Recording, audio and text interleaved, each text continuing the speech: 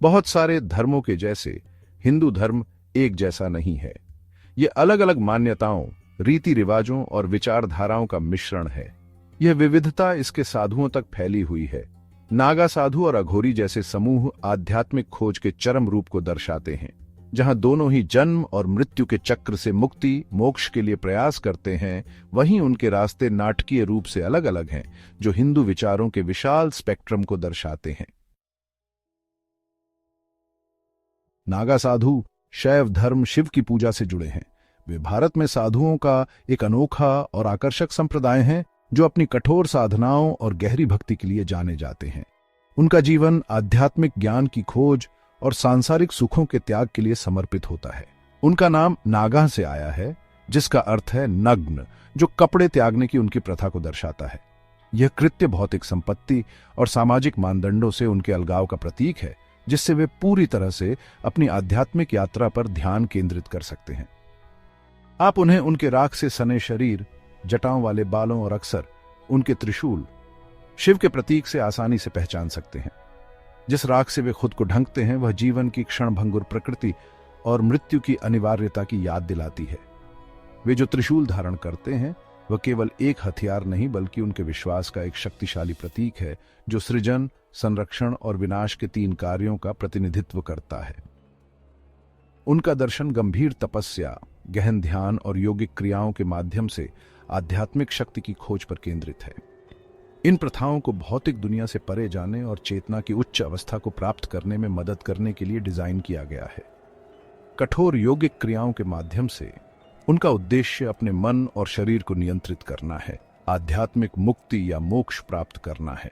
इन प्रथाओं के प्रति उनका समर्पण अटूट है, जिसमें अक्सर अत्यधिक शारीरिक और मानसिक अनुशासन शामिल होता है। उनकी जीवन शैली अत्यधिक त्याग की है, जो सुदूर गुफाओं में या कुंभ मेले के दौरान रहते हैं। वे आधुनिक जीवन के विकर्षणों से दूर एकांत में रहना पसंद करते हुए सभी प्रकार के आराम और विलासिता को त्याग देते हैं।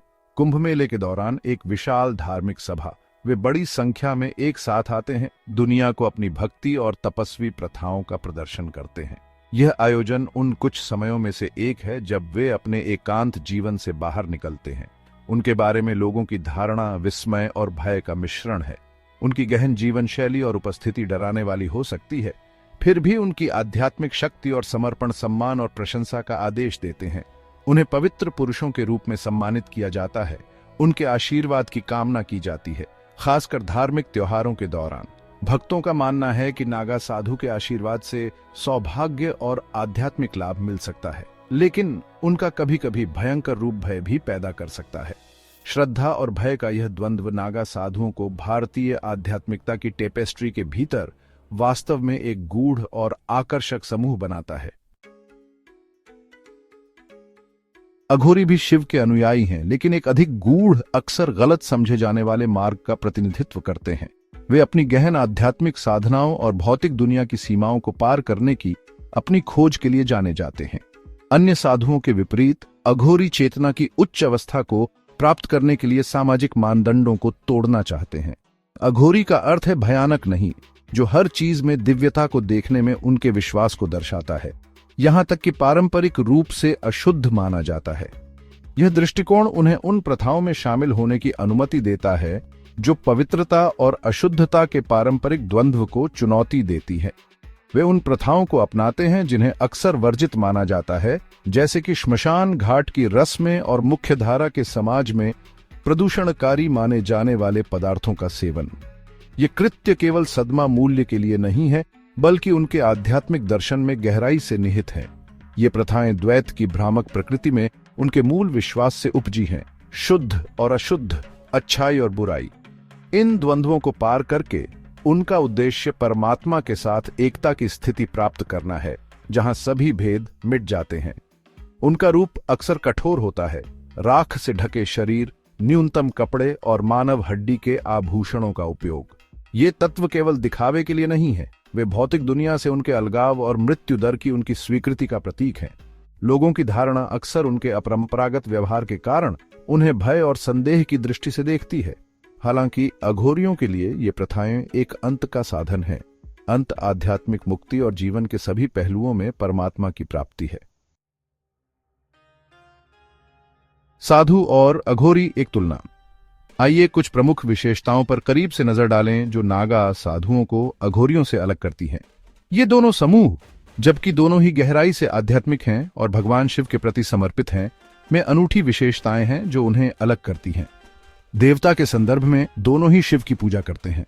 शिव विध्वंसक और ट्रांसफॉर्मर उनके विश्वासों और प्रथाओं के केंद्र में है, हालांकि उनका रूप उन्हें अलग करता है। दृश्य अंतर हड़ताली और तुरंत ध्यान देने योग्य हैं। नागा साधु अपने नग्न राख से सने शरीर, जटाओं वाले बालों के लिए जाने जाते हैं और अक्सर त्रिशूल धारण करते हैं।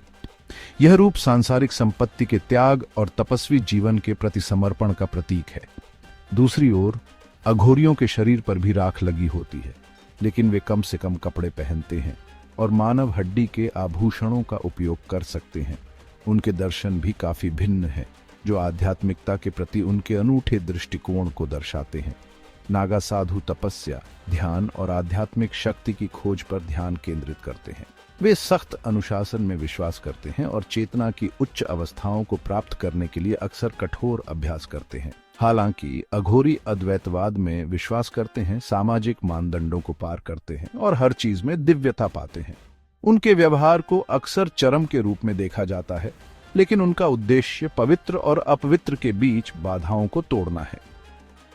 जब प्रथाओं की बात आती है तो नागा साधु योग, ध्यान, अनुष्ठान और त्याग में संलग्न होते हैं। उनकी दिनचर्या आध्यात्मिक व्यायामों से भरी होती है, जो मन और शरीर को शुद्ध करने के लिए डिजाइन की जाती है। अघोरी अपने कर्मकांडी श्मशान घाट प्रथाओं और वर्जित पदार्थों के सेवन के लिए जाने जाते हैं। ये कृत्य सामाजिक मानदंडों को चुनौती देने और मानवीय अनुभव की सीमाओं का पता लगाने के लिए हैं।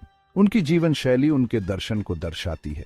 वे जिस तरह से जीते हैं वह उनके आध्यात्मिक विश्वासों और प्रथाओं का प्रत्यक्ष प्रकटीकरण है। नागा साधु अक्सर दूर दराज की गुफाओं या तीर्थ स्थलों में रहते हैं, ऐसे स्थान जो उनके ध्यान और तपस्या के अनुकूल होते हैं, जबकि अघोरी अक्सर एकाकी होते हैं और श्मशान घाट में रह सकते हैं। ये स्थान जीवन की नश्वरता और सभी अस्तित्व की एकता में उनके विश्वास के प्रतीक हैं। इन समूहों के बारे में लोगों की धारणा अलग अलग होती है। जहां दोनों को उनके आध्यात्मिक समर्पण के लिए सम्मानित किया जाता है, वहीं उनके तरीके और रूप अलग अलग प्रतिक्रियाएं उत्पन्न करते हैं। नागा साधुओं का सम्मान और भय होता है। उन्हें पवित्र पुरुषों के रूप में देखा जाता है। उन्हें अक्सर आशीर्वाद के लिए संपर्क किया जाता है और माना जाता है कि उनका परमात्मा से गहरा संबंध है। हालांकि अघोरियों को अक्सर उनके अपरंपरागत व्यवहार के कारण भय और संदेह की दृष्टि से देखा जाता है, उन्हें गलत समझा जाता है।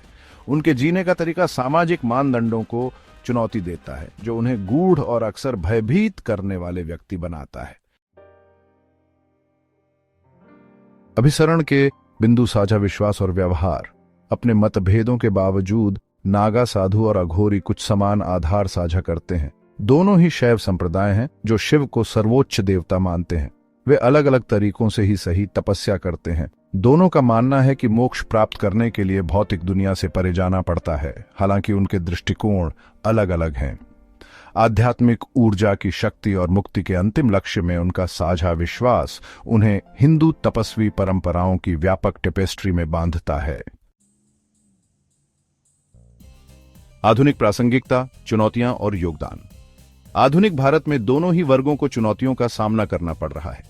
शहरीकरण उनके पारंपरिक स्थानों पर अतिक्रमण कर रहा है और उनकी अपरंपरागत जीवन शैली अक्सर आधुनिक संवेदनाओं से टकराती है।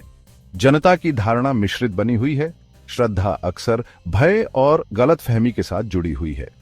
इन चुनौतियों के बावजूद वे समाज में अनोखे तरीके से योगदान करते हैं।